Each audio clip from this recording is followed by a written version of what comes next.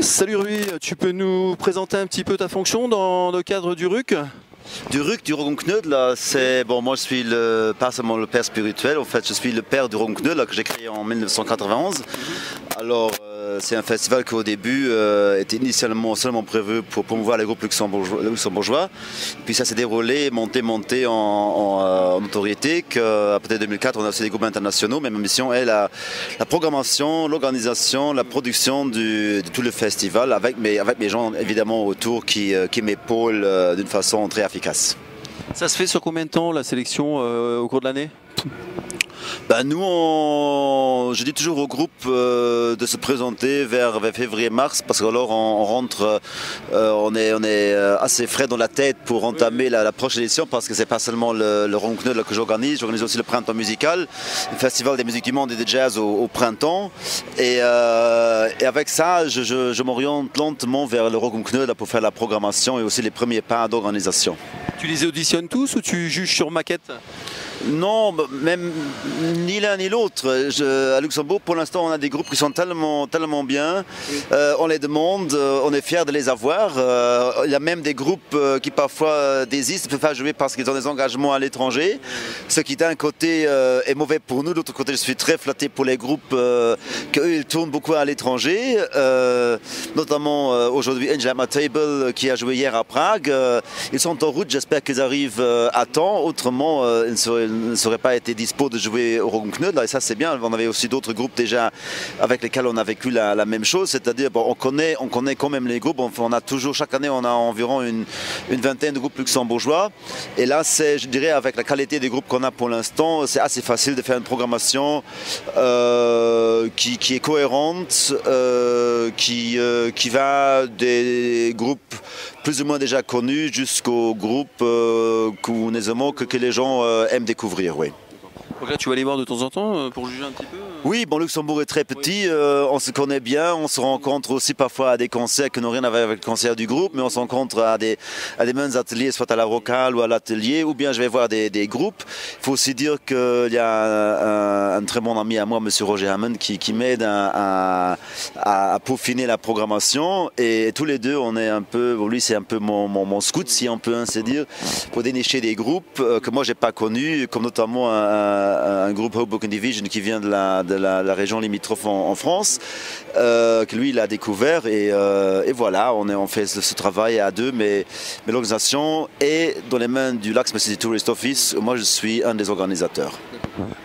Matériellement parlant, c'est combien de temps de préparation à part les musiciens, etc. Tout ça, toute la mise en scène, enfin la scène, tout ce qui est scène, le monté de scène, etc. Oui, bon, disons la phase chaude en matière d'organisation vient toujours après la fête de la musique, après le 21 juin.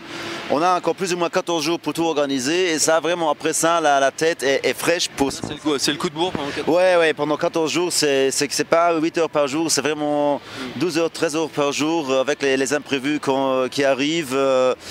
Bon, bien avant, on a déjà évidemment programmé tout ce qui est scène, on a nos fournisseurs en backstage, on a fait tous les préparatifs qu'il faut. Même la phase chaude est après la fête nationale, on peut dire à partir du 24 juin. Ouais. L'intérêt pour l'organisation de coller Summer City avec le RUC? Bon, le RUC, le Rogenknödel a existé bien avant Summer City. Hein. Le Rogenknödel est né en 91, alors que Summer City, je crois qu'on fête cette année notre 10e anniversaire. Évidemment, le Rogenknödel est un des piliers incontournables de Summer City, et j'oserais même dire un des piliers incontournables de la scène rock luxembourgeoise. Du Grand Est même, hein? Si vous voulez, oui. Il y a du monde hier à Summer City? Hier au Festival des musiques du monde, Music, bon, on avait deux contraintes. Il y avait premièrement le foot et deuxièmement la pluie, qui n'a pas amélioré la situation. C'est-à-dire si on a pendant, je ne sais pas, 11 h du matin jusqu'à 17 h que de la flotte, alors le meilleur festival va en souffrir. Surtout un festival des musiques du monde avec des groupes inconnus, où il faut vraiment faire venir. Je me rappelle l'année passée, quand il faisait beau, on avait quand même entre 5 et 5 000 personnes en ville. Et franchement dit, et honnêtement dit, on n'avait pas ce monde d'hier. Mais si on voit les gens qui sont réunis pour le public viewing, pour le foot, c'était pas bien non plus. Alors autant pas se plaindre. Bon, à mon avis, c'était le temps qui faisait faisait vraiment qu'on n'avait pas assez de monde pour cette grande qualité de musique qu'on a offert, mais on peut pas. Je donne raison au public si on restait à la maison parce qu'il faisait froid et mais ça arrive. On avait maintenant, c'est la 9e année qu'on fait la musique, c'est la première année où vraiment il a plu autant, alors faut pas se plaindre. T'as un groupe qui t'a plus plu que les autres dans les musiques du monde là? Ben moi je suis très africain, moi j'aime vraiment tout ce qui est musique du monde africaine parce que je trouve que la musique africaine est très riche et c'est ce qu'un Fela Kuti a fait après avec le Afrobeat. On avait l'un ou l'autre groupe qui ont suivi ce chemin, m'a beaucoup impressionné et puis un autre groupe. C'est lequel alors? C'est Baba Sissoko, Black Rock et un peu Manu Galo, bon ça c'était plutôt funk groove. Baba Sissoko, un griotte de Mali qui habite maintenant en Italie. Il a plusieurs formations. Il a une formation où il s'oriente plutôt dans le domaine du jazz. Il est connu pour être sideman avec des projets comme Sting. Très éclectique. Il a joué il y a quelques années dans l'autre festival que nous organisons dans le printemps musical. Il a joué avec Roberto Fonseca.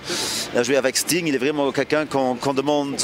Oui, il est toujours en route avec des gens. Tu peux avoir des contacts pour avoir Sting Bah, c'est un peu trop bon marché. Non, c'est un peu trop cher Sting, je trouve. Et il faut aussi toujours voir que la place Guillaume II a une capacité de seulement 5 à 6 000 oui. Et rassemblement pendant 2 heures. Et là, bon, si Sting attire déjà 6 000 personnes pour un concert payant, alors je voudrais bien savoir combien il va attirer pour un concert qui sera gratuit. Ce serait le double et puis la capacité de la place ne le permettrait pas. Il faut toujours être vigilant à trouver des formations qui collent bien, où on sait qu'ils ne vont pas attirer trop de monde, si on peut dire, pour ne pas donner un risque au public. Parce que pour lui, tu peux le brancher sur tout ce qui est écologie. Pardon? Si jamais tu le branches sur l'écologie, Sting, tu le fais venir à moitié prix à mon avis. Mais quand même, comment gérer la place avec seulement 6 000 personnes de capacité, parce qu'il faut quand même dire que la sécurité du public et des artistes prime. Et c'est ça qui compte. Alors il faut aussi faire la programmation en rapport avec la capacité qu'on a sur la place. Ça se passe bien toujours? Toute l'organisation, sinon oui, tu vois comme tu veux. On est vraiment très contents. Bon, ce matin, j'avais le grand honneur de rencontrer Mike Rutherford de Mike and the Mechanics, qui est un monsieur très humble, le fondateur de Mike and the Mechanics, très humble, très chaleureux, très respectueux. Il est venu, il m'a salué. Oui. Non, c'est pas rien. Il a vu la scène avec la place. Il a dit oh wow, what a great setting. Et c'était les premiers mots qu'il a dit quand il a vu la place avec la scène. Je crois qu'ensuite il a fait le soundcheck. Il a mangé chez nous en backstage. Il a parlé avec tout le monde. C'est-à-dire c'est un homme très british, très poli, très courtois. C'est très bien. Merci Roby. Bonne fin de journée. Bon courage à toi.